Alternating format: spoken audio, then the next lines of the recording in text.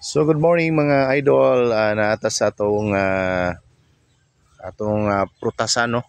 Kani mao ni siya gitawag na modrig kakao mga idol no. Hinog na gid ako mga kakao gid. So yung mga kaubanan mga idol kay apa sa punuan mga pag-upo na siya nga kuan sa kakao bunga. So also ni tawag ni siya mga gahimo ni siya mga chocolate mga idol no. So kisa to'y nakaila ning mga sa klase nga prutas, so dako kay siya kuha niyang liso mga idol. So pwede rin na nato siya ini ka umana tog kaon ato ni paughon niya atong galingon na mahimo na ni siya natong tabliya mga idol. So nara kay noted kay mga idol no. So good morning, good morning. Atong kakao fruits for the day ang kakao no.